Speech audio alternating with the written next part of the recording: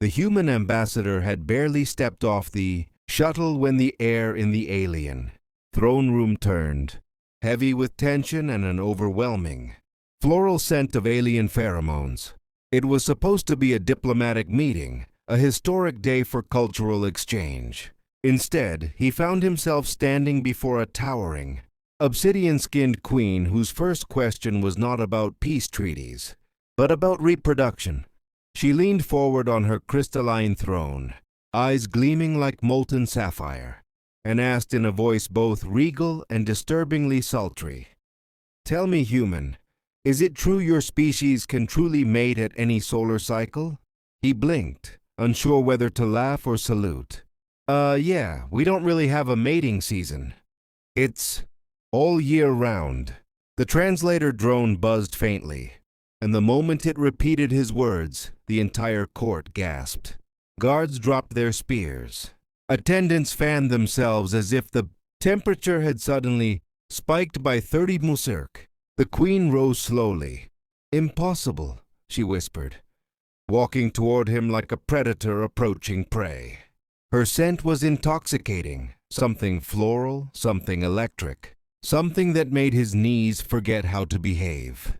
Even the most vigorous species among us must wait for the dual alignment of the moons.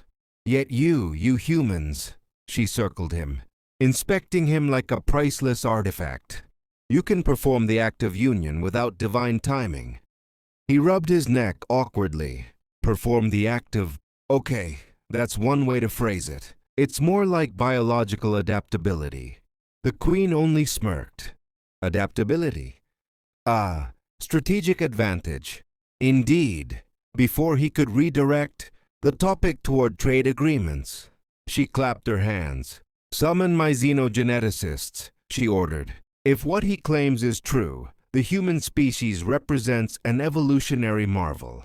Their constant viability alone could solve half our population crisis." He tried to interject, but she was already leaning dangerously close, her gaze tracing him from chin to shoes, as if measuring him for royal use. "And you," she murmured, "are their ambassador. I will personally verify your claims." He swallowed. "Wait, you mean scientifically, right?" Her smile said otherwise. When she announced her intent to study human reproductive stamina firsthand, the attendants started scribbling notes, and one of them muttered, "The Queen hasn't smiled this much since the Great Comet Festival." The human's diplomatic training told him to remain calm. His instincts screamed otherwise. Still, when the Queen offered her hand, he took it. "For the good of the Alliance," he said weakly. "Of course," she purred. "For the future of the galaxy." And that's when he realized interspecies diplomacy was going to be a lot more personal than he'd ever expected. "By the way," she added as they walked toward her private research chamber, "what is your current cycle?" He blinked. "Cycle? I just had a double espresso if that counts." She stopped mid-step, eyes widening.